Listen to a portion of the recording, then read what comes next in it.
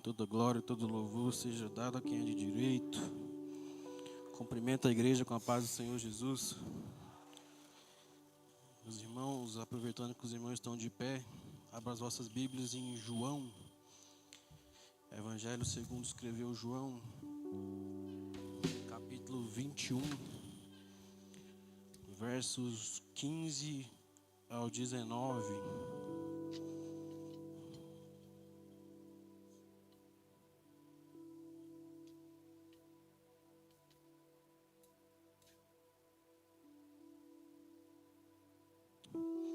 Quem achou, diga amém. Evangelho de João, capítulo 21, versos 15 ao 19.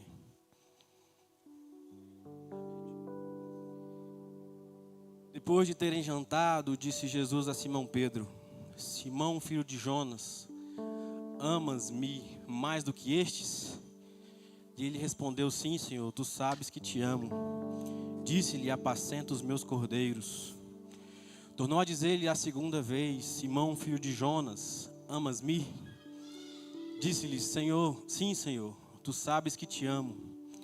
Disse-lhe: apacenta as minhas ovelhas. Disse-lhe a terceira vez: Simão, filho de Jonas, amas-me? Simão entristeceu-se por lhe ter dito a terceira vez: amas-me? E disse-lhe: Senhor, tu sabes tudo, tu sabes que eu te amo. Jesus disse-lhe: apacenta as minhas ovelhas. Na verdade te digo que quando eras mais moço, te cingias a ti mesmo e andavas por onde querias, mas quando já fores velho, estenderás as mãos e outro te cingirá e te levará para onde tu não queiras. E disse isso significando que a morte havia ele de glorificar a Deus. E dito isto, disse-lhe: segue-me. Senhor meu Deus e meu Pai, eu estou na Tua presença mais uma vez para Te agradecer por tudo que o Senhor fez em nosso meio. A Tua glória já foi manifesta, Senhor, no nosso meio, nós já sentimos a Tua presença. Mas eu Te peço, Senhor, nos dê um pouquinho mais, nos dê a Tua porção dobrada. Fala aos nossos corações, Senhor. As pessoas, Senhor, que entram aqui armados, Senhor, desarme agora e deixe o Senhor falar com essas pessoas. Eu Te peço, Deus, toca os corações para que nós saímos daqui entendendo sobre a Tua graça. Entendendo que o Senhor nos ama e que o Senhor não desiste da gente. Eu Te peço, fale conosco e desde já eu Te agradeço. Amém. Podeis assentar, irmãos?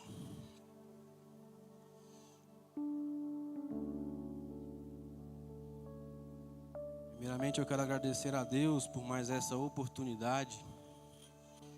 Quero agradecer ao pastor por essa confiança que sempre tem nos depositado. Agradecer à irmã Luziene pelo convite.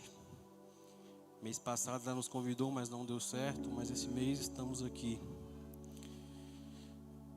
É sempre difícil pregar na igreja. A gente sempre sobe aqui com muito temor e tremor, visto que ao nosso lado há grandes pregadores. E na nossa frente também há grandes pregadores, grandes expositores do Evangelho. Mas estamos aqui para fazer o que Deus quer e o que Deus tocou no nosso coração. Amém? Quero falar hoje, irmão, sobre a graça de Deus que transformou a vida de Pedro. Eu quero falar sobre o Evangelho da Graça, não essa graça que nós vemos nos dias atuais, onde há uma hipergraça, né, vamos dizer assim. Muitos pregadores, muitas igrejas pregam sobre a supergraça. Ou seja, vem da forma que você está e permaneça do jeito que você está. Não precisa ter uma mudança. Não precisa mudar o seu caráter, não precisa mudar a sua forma de vestir, não precisa transformar a sua vida, só vem servir a Deus, não. A graça que eu quero pregar essa noite é uma graça que transforma. Ficou ruim.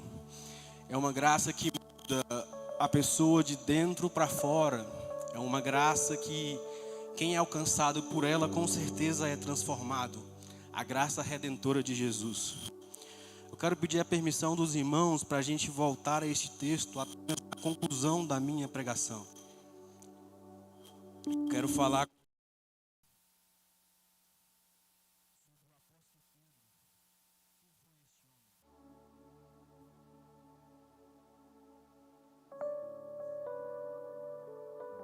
empresário do ramo da pesca ou simplesmente um pescador. Agora então ele residente de Cafarnaum, a cidade onde aconteceu todo o ministério de Jesus Cristo. Quem foi este homem que foi chamado por Jesus Cristo? Tornou-se discípulo e mais tarde apóstolo, que se tornou líder dele quando antes da sua queda, como também depois da sua restauração. Quem foi este homem que, revestido do poder de Deus, pregava aos corações que derretiam, orava e os enfermos então eram curados. Ele anunciava a palavra de Deus de forma como o evangelho entrasse nos corações e transformasse as pessoas, sendo elas judeus ou gentios. Quem é este homem? Esse homem é um grande símbolo da humanidade, símbolo da nossa fraqueza, símbolo da nossa inconstância e até mesmo símbolo da nossa vulnerabilidade. Pedro é este homem cheio de contrastes, conflitos e tensões. Um homem capaz de fazer uma afirmação de fé tão robusta, dizendo: Tu és o Cristo, Filho de Deus vivo, para logo em seguida ele ser usado por Satanás e tentar afastar Jesus da cruz. Capaz de uma fé tremenda, a ponto de andar sobre as águas, por ordem do mestre, para em seguida olhar para as ondas e ter medo e então afundar pela sua incredulidade. Este homem foi capaz de dizer para Jesus que ainda que todos o abandonassem, ele jamais abandonaria Jesus. Ele daria a sua vida por Jesus. Ele estava pronto para ir à prisão e para a morte. Mas logo em seguida, ele nega Jesus 3 vezes. Quem é este homem, Simão Pedro? Este homem, meu irmão, está aqui nessa noite. Este homem mora debaixo da nossa pele, do nosso sangue. Esse homem corre em nossas veias o seu DNA. O nosso peito pulsa esse homem, sabe por quê? Porque nós também somos como Pedro. Nós somos inconstantes. Às vezes a gente fala as coisas no calor da emoção e depois faz ao contrário. E às vezes até nega Jesus. Mas o que Jesus fez através da vida dele, pode fazer também na minha vida e na sua vida. Essa noite Deus está aqui para transformar vidas, como transformou a vida de Pedro. Nos primeiros episódios na vida de Pedro, em relação a Jesus, acontece em Lucas capítulo 5. A Bíblia nos conta que Jesus estava ensinando às margens do mar da Galileia, também chamado de Lago de Genezaré. Quando os pescadores tinham voltado da sua pesca infrutífera, que nada tinha apanhado naquela noite, Jesus então viu 2 barcos ancorados, e um deles era o barco de Pedro. Jesus então propositadamente chegou perto de Pedro e disse: Pedro, afasta o teu barco na água. E Jesus então transforma o barco de Pedro em um grande púlpito, e a água como se fosse um veículo para a sua voz chegar até aquela multidão de pessoas. Depois então Jesus vira para Pedro e diz: Pedro, vai para o lago, vai para o fundo e lançai as vossas redes para pescar. Embora o texto seja um texto bem pequeno, ele deixa algo curto. Eu penso que Pedro então, no seu pensamento, ele acha: mestre, desse negócio eu entendo de pesca. Eu sou um pescador profissional, mestre. E eu sei que a pesca tem que ser de noite para poder apanhar vários peixes. Eu conheço esse lago aqui como se fosse a palma da minha mão. Mas de repente, acende um lampejo de fé dentro do coração de Pedro. Na alma de Pedro ele diz: mas pela tua palavra, mestre, eu lançarei as redes. Quando ele lança a rede, então a rede alcança um cardume de peixes. As redes se enchem de peixes que começam a romper com o peso. O barco não consegue reter tamanha quantidade de peixe. Então começa aquela pesca milagrosa. E quando então Pedro começa a perceber que ele está diante de um grande milagre, ele larga para lá o barco, ele larga para lá os peixes, ele larga a sua profissão de lado, sai correndo, se prostra aos pés de Jesus e diz: Senhor, afasta-te de mim, vá embora de perto de mim. Eu não sou digno de estar na sua presença, Senhor. Eu sou apenas um pescador. Jesus olha então para ele e diz: não temas, porque a partir de hoje, Pedro, tu serás um pescador de homens. Naquele momento então, meu querido, Pedro foi pescado pela rede da graça de Deus. Naquele momento Pedro se torna torna um grande seguidor de Jesus. Caminhou com Jesus, ouviu os seus ensinamentos, viu Jesus fazer grandes e poderosos milagres. Os leprosos eram purificados, os coxos andavam, os cegos viam, os mudos falavam, os surdos ouviam, e até quem estava morto ressuscitava, os endemoniados eram libertos. Pedro caminhou com Jesus. Saindo então, Jesus vai para o extremo norte de Israel, lá no Monte Hermon, na divisa com o Líbano, onde nasce o Rio Jordão. Jesus então faz uma enquete perante os discípulos e diz: o que diz os homens de quem é o Filho do Homem? Em outras palavras, o que o povo está dizendo, o que o povo está comentando sobre mim? Jesus pergunta aos seus discípulos.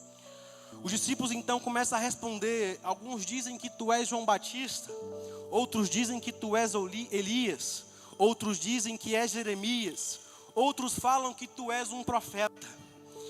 Eles então estavam dizendo para Jesus: o povo não sabe nada ao seu respeito, mestre. Talvez ainda hoje é assim, né? As pessoas não sabem nada a respeito de Jesus. Mas então Jesus volta à sua pergunta e diz para eles: mas para vocês, quem sou eu? Pedro, como era falante, Pedro, como sempre tomava frente de tudo, ele era um líder nato por natureza de Cristo. Ele vira para Cristo e fala: então, tu és o Cristo, Filho do Deus vivo. Com certeza ele fala isso aguardando o elogio de Jesus, esperando que Jesus olhe para ele e diz: Pedro, parabéns, grande é o seu refino de discernimento. Mas indo contra o pensamento de Pedro, Jesus não faz isso. Jesus diz: bem-aventurado és tu, Simão, que não foi carne nem sangue que me revelou a ti, mas o meu Pai que me revela a você. Quer conhecer Jesus? Busque o Pai. Em outras palavras, Jesus estava dizendo para ele: Pedro, não pensa você que você sabe quem eu sou. Tu és homem, você não é mais inteligente que os outros. Não, Pedro, você sabe quem eu sou porque o Pai me revelou para ti. Eu também te digo que tu és Pedro. Jesus fala para ele: tu és Pedro, e sobre esta pedra eu edificarei a minha igreja. Esta afirmação está em Mateus 16:18. E é um dos textos mais importantes da Bíblia Sagrada, cuja correta interpretação depende do futuro do cristianismo. Quem é essa pedra sobre qual a igreja está edificada? Há 3 interpretações na história da igreja sobre esta pedra. A primeira delas é que Pedro é a pedra. Há uma frase em latim onde diz: onde está Pedro, aí está a igreja. A segunda interpretação é que a pedra é a declaração de Pedro: tu és o Cristo, o Filho de Deus vivo. Mas a terceira interpretação, eu penso e imagino que todos nós, é essa que subescrevemos, que a gente confirma e afirma, é a interpretação que o próprio Cristo é a pedra sobre qual a igreja será edificada. O texto nos dá essa conclusão. Vejamos, na língua portuguesa há um grande trocadilho onde diz que Pedro, na língua grega quer dizer, é Petros, o significado de nome de Pedro, ou seja, fragmentos de pedra. A palavra pedra no grego é Petra. Petra em grego, traduzindo para nós, se chama rocha. E a afirmação da Bíblia, essa metáfora, a única coisa que é rocha na Bíblia é Cristo, é Deus. Ou seja, Jesus estava dizendo para ele: eu te digo que tu és Petros, fragmento de pedras, mas sobre essa rocha que sou eu edificarei a minha igreja. A gente aprende 4 verdades sobre este texto. A primeira delas é que Jesus é a pedra fundamental da igreja. Jesus é o próprio fundamento da igreja. Ou seja, ninguém pode lançar outro fundamento além do que é imposto, que é Cristo. O próprio Pedro, pregando em Jerusalém, diz que Jesus é a pedra da esquina, ou seja, ele é a pedra fundamental da igreja. Segundo, Jesus é o dono da igreja. Ele disse: edificarei a minha igreja. Ou seja, não é a sua ou a minha, ou a do pastor, ou a do Ministério Fama, não. É a igreja de Jesus Cristo que será edificada, que ela foi comprada por um alto preço de sangue naquela cruz. Deus nunca passou essa procuração. de dono da igreja para ninguém, meu querido. Meu pai sempre diz algo interessante. Ele sempre nos ensinou que a obra tem um dono. Ele sempre dizia para mim e para o meu irmão: não fale mal da igreja, ela tem um dono que é Cristo. Se tu fala mal da igreja, tu está falando mal de Cristo. As pessoas podem errar, as pessoas podem tomar decisões erradas, mas Ele não. Ele é o dono da igreja. Ele dá o crescimento que ela precisa. Ele faz o que precisa ser feito. Lembro eu, quando meu pai veio para cá, a gente se entristeceu. Começamos a falar que as pessoas erraram em tirar ele de lá e trazer para cá. Mal sabíamos nós que Deus tinha uma grande obra para este lugar, porque o dono da obra é Cristo. É Ele quem faz. A gente apenas é um instrumento, mas o dono da obra é Cristo Jesus. Em terceiro lugar, Jesus é o edificador da igreja. Ele diz: eu edificarei a minha igreja. Quem edifica a igreja, meu querido, não é eu, não é você. É Cristo quem edifica a igreja. É Ele, o próprio Jesus, que tem que edificar a igreja. Quarta verdade, Ele é o protetor da igreja. Ou seja, as portas do inferno não prevalecerão contra ela. Ei, não tem perseguição, não tem fornalha ardente, não tem martírio, não tem pobreza, não tem qualquer força na terra ou no inferno que é capaz de parar a obra de Deus. Quem pode parar a igreja? Ninguém pode parar a igreja. Depois disso, então, Jesus esclarece tudo aos seus discípulos. Mateus 16, ele passa por uma nova fase no seu ensino. Começa então a revelar a eles que era necessário que ele subisse até Jerusalém, sofresse muita coisa nas mãos dos anciãos, escribas e fariseus, para ser morto e ressuscitar ao terceiro dia. Quando Pedro então escuta Jesus ensinando isso a eles, Pedro chama Jesus ao canto. E Pedro então começa a reprovar Jesus. Pedro diz para ele: mestre, tenha compaixão de ti, mestre. De modo algum isso pode acontecer, mestre. Larga a mão dessas ideias doentias. Pensa em vida e não em morte. Jesus então vira para Pedro e diz: arreda, Satanás. És para mim causa de tropeço. Não cogita das coisas de Deus, apenas das coisas dos homens. Pensa comigo, meu irmão. Se Pedro fosse a pedra fundamental da igreja, a igreja estava fundada em cima de uma pedra, de uma areia movediça. Mas a graça de Deus, que a igreja está edificada sobre a rocha que não se abala nunca. Vamos entender o que Jesus não disse. Ele não disse para Pedro que Pedro era Satanás. Jesus não falou para Pedro que ele estava endemoniado. Jesus também não disse para Pedro arredar. Jesus disse: Satanás, arreda-te de mim. Aquele mesmo Satanás que foi derrotado lá atrás no monte, ele está de volta agora, com outras palavras, com outras armas e estratégias, querendo usar Pedro como instrumento para tirar Jesus da cruz. E para esse Satanás que Jesus diz: arreda-te de mim, Satanás. Sabe por quê, meu irmão? Pedro é discípulo, e Jesus vai continuar investindo em Pedro. Sabe por quê, meu querido? Porque a graça de Deus é maior do que qualquer coisa. Pedro errou, Pedro deu conselho errado para Jesus, mas Jesus não desistiu de Pedro. Apesar das nossas crises, das nossas fraquezas, dos nossos delícias diários, Jesus não abre mão da nossa vida. Ei, meu querido, olha para cá. Ele não desiste de você. Apesar dos nossos deslizes, Ele não desiste de você. Jesus não desistiu de você quando você desanimou. Jesus não desistiu de você quando você caiu. Jesus não desistiu de você quando você se afastou dele. Jesus está aqui de braços abertos te esperando, porque ainda dá tempo de vir e de aproveitar essa graça, que ainda é totalmente de graça. Jesus então pega um novo rumo e começa a marchar para Jerusalém. Quando Jesus está entrando em Jerusalém, a multidão começa a cantar: Hosana, Hosana, bendito que vem em nome do Senhor. E quando ele desce o Monte das Oliveiras, atravessa o Vale do Cedron, no pé do Monte Moriá, onde está o templo, onde está a entrada da cidade, a Bíblia vai nos dizer que Jesus chora compulsivamente. O povo canta de alegria e Jesus chora. Chora porque ele percebe que infelizmente Jerusalém não aproveitou o tempo da sua visitação. Ele chora porque sabe que aquela cidade era a cidade que matava e crucificava grandes profetas. Chora porque Jesus vê profeticamente aquela cidade sendo esmagada pelos romanos e os judeus saindo para outras partes do mundo.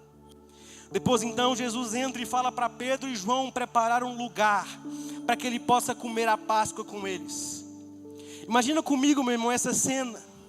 A mesa posta, o cordeiro assado, os pães sem fermento, as ervas amargas e o vinho. E de repente entre os discípulos então começou a rolar uma conversa. Quem é o maior entre nós? Quem de nós vai ser o líder?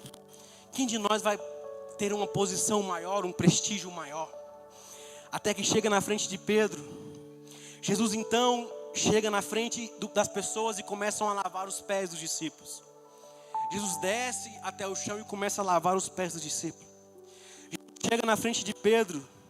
Eu imagino Pedro assustado, perplexo, olhando para Jesus. E a Bíblia diz que Pedro pergunta para ele: tu lavarás os meus pés, mestre? Jesus então olha firmemente para ele e diz: o que eu faço agora tu não entendes, mas entenderás depois. Pedro então radicaliza e diz: não, os meus pés tu não vai lavar. Eu não vou permitir o Senhor lavar os meus pés. Eu não vou aceitar isso.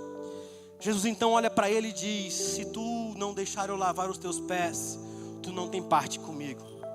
Pedro então, como sempre, ele se enche e diz: Senhor, pode lavar os meus pés, pode lavar minha cabeça, minha mão, pode me dar um banho, Senhor, por completo. Jesus então olha para Pedro e mais uma vez vai repreender a Pedro, dizendo: não, Pedro, tu não está entendendo ainda, todos vocês estão limpos, exceto um. O que Jesus quis dizer com isso? Todos vocês já estão limpos, só é necessário lavar os pés. Jesus está dizendo: Pedro, você passou pelo lavar regenerador do Espírito Santo. E este lavar só acontece uma vez. Mas de todos foram regenerados, mas precisam passar constantemente pelo lavar santificador do Espírito Santo. Jesus falou para ele dos céus, da casa do Pai. Jesus diz: ei, todos os dias lave o teu pé com o Espírito Santo, para que não entre em caminhos errados. Jesus falou para eles a sua segunda vinda. Ali Jesus então falou para eles do derramamento do Espírito Santo. Jesus falou para eles do consolo e da sua paz. Ali Jesus orou por eles, instituiu a ceia, cantou um hino. E dali Jesus então foi para o Monte das Oliveiras, no jardim do Getsemane. Quando Jesus estava descendo, ele diz assim para os seus discípulos: nesta noite todos vós vão se escandalizar comigo. Como está escrito: ferirei o pastor e as ovelhas ficarão dispersas. Então encosta perto de Pedro e diz: Pedro, Satanás requereu hoje peneirar-te como trigo, mas eu roguei por ti para que tua fé não desfaleça. Olha só o tamanho da graça de Jesus rogando por Pedro. Eu penso que Pedro deu uma raspada na garganta e diz: o que está acontecendo, Senhor? O clima está pesado. Eu sei que nos bastidores tramam a sua morte, a sua prisão. Mas Deus, deixa comigo. Ainda que todos te abandonem, eu jamais vou te abandonar. Eu jamais, Senhor, vou te largar. Ainda que todos te deixem, eu vou contigo na prisão e para a morte.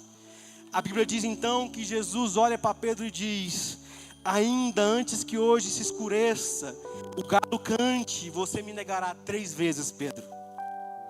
Pedro fica calado então, e eles começam a se dirigir ao Monte das Oliveiras, o Getsemane.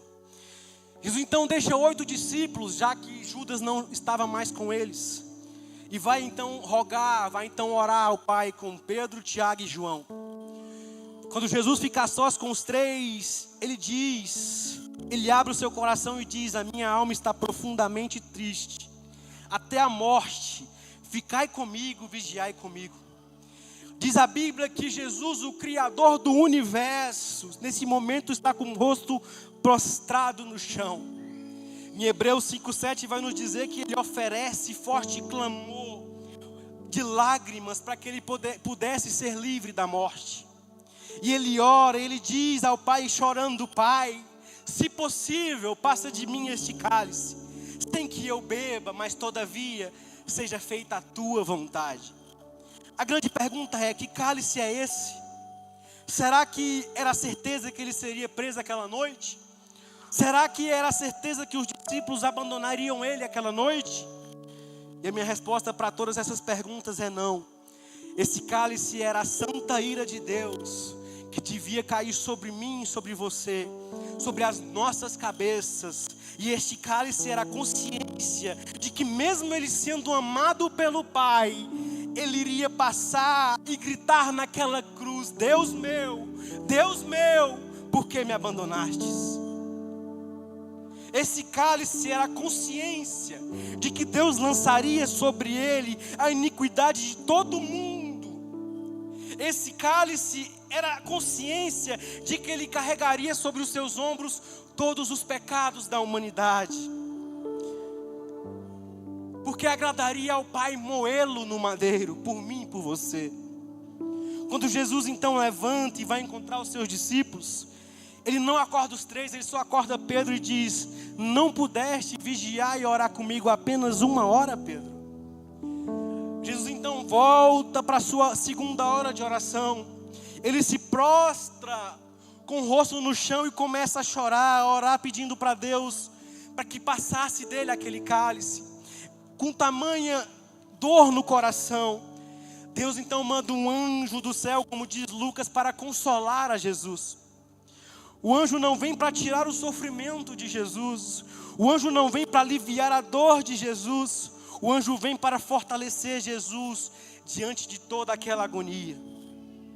A angústia que Jesus travava ali no Getsêmani era a maior batalha da humanidade.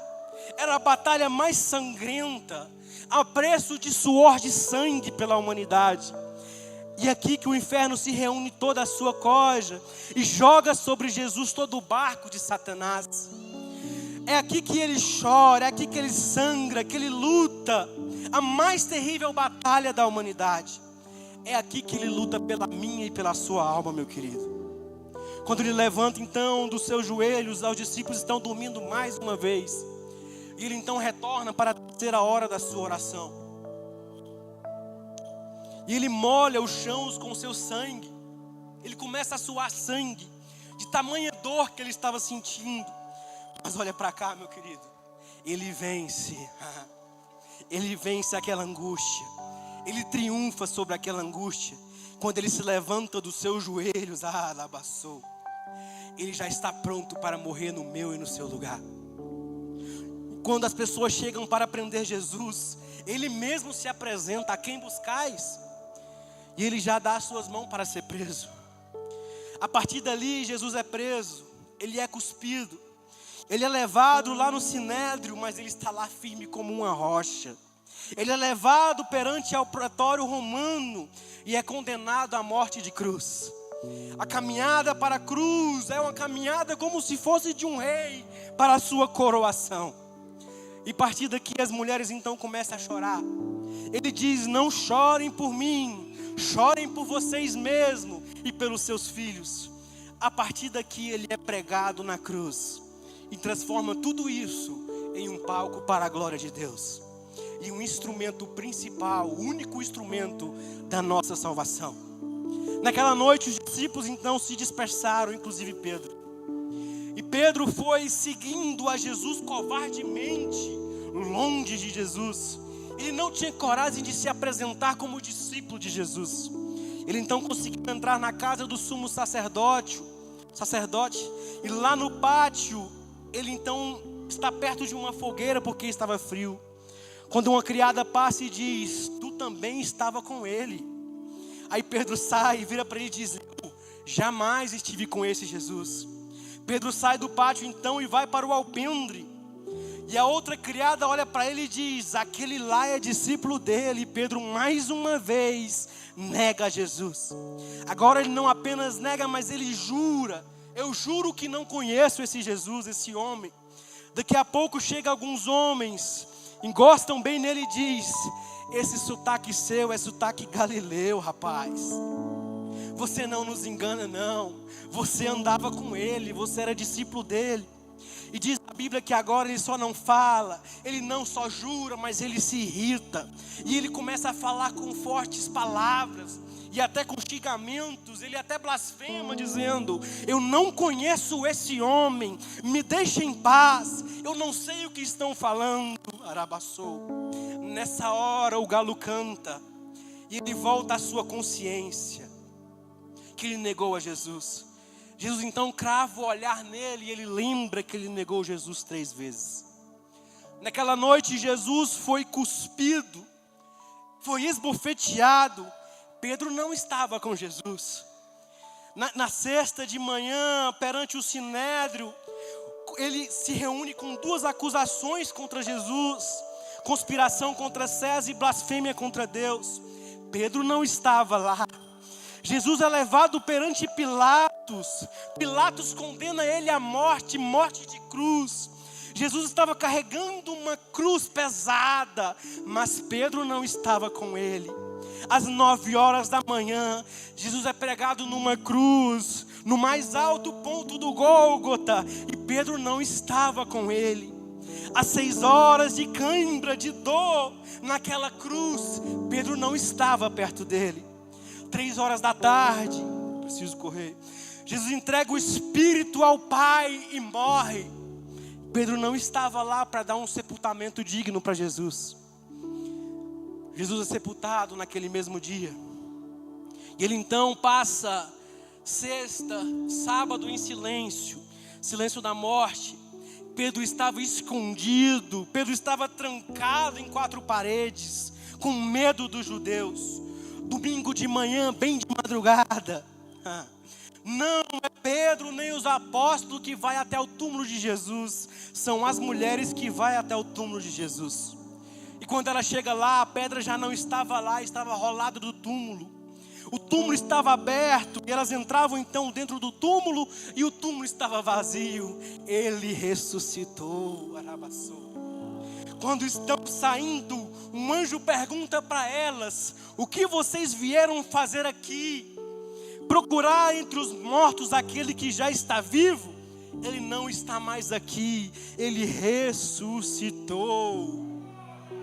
O anjo então diz a elas: eu tenho um recado para vocês. Ide, diz aí aos discípulos e a Pedro. É interessante isso, ele fala separado. Diz aí aos discípulos e a Pedro que ele vá para a Galileia para se encontrar com ele. Mas por que o nome de Pedro estava separado? Jesus sabia que a essa altura do campeonato Pedro não sentia mais como um discípulo. Pedro, ou simplesmente Petros, fragmento de pedra, agora não era nada mais do que apenas pó. Negou o seu nome, negou a sua fé, negou o seu discipulado, negou o seu Senhor. Pedro desistiu de Jesus, arabaçou, mas Jesus não desistiu de Pedro. Jesus não desiste da sua vida, mesmo diante das suas quedas, dos seus deslizes, dos seus fracassos.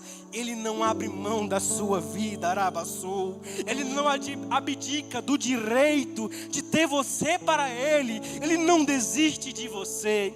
Sabe por quê, meu querido?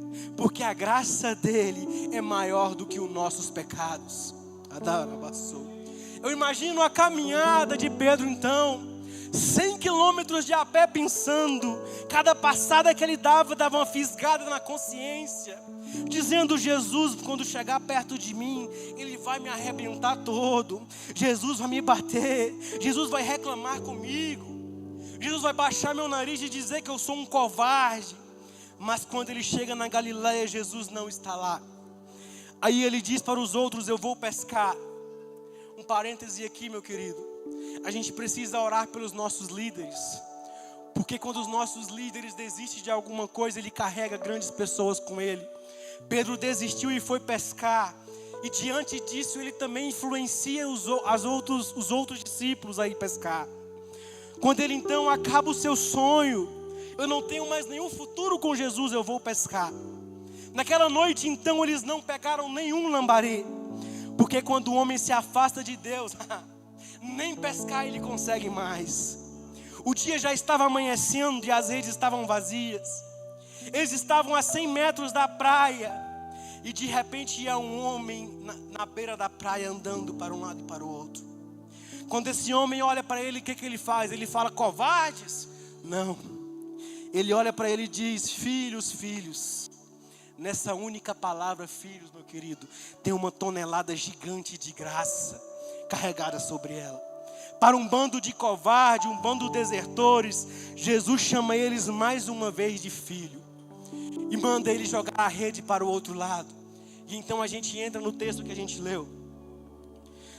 Mas como Pedro já tinha um discernimento apurado, ele entendeu o que Jesus estava dizendo para ele mais uma vez: jogar a rede do outro lado. Pedro então larga tudo para lá, as redes. Pedro não está preocupado com os peixes e ele sai correndo para Jesus acelerado, pensando com ele vai me quebrar todo. Não, mas Jesus olha para ele e diz: eu te amo, Pedro, volte comigo, Pedro, tu serás um grande líder meu. No versículo 19, versículo 18, por favor, meu filho. Na verdade te digo, e quando eras mais moço te cingias a ti, e mesmo andavas por onde querias, mas quando já fores velhos, estenderás as mãos e outro te cingirás e te levará para onde tu não queiras.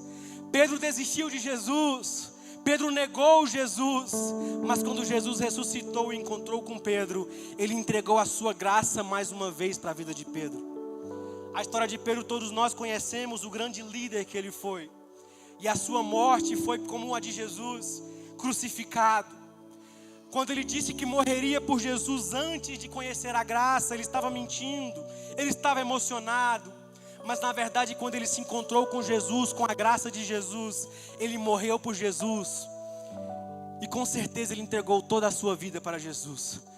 Você que está aqui nessa noite, meu querido, Deus, Jesus jamais desistiu de você.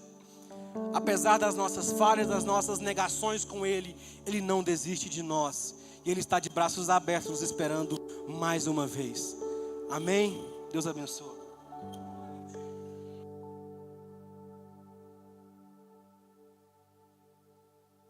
Bem, irmãos, vamos colocar de pé.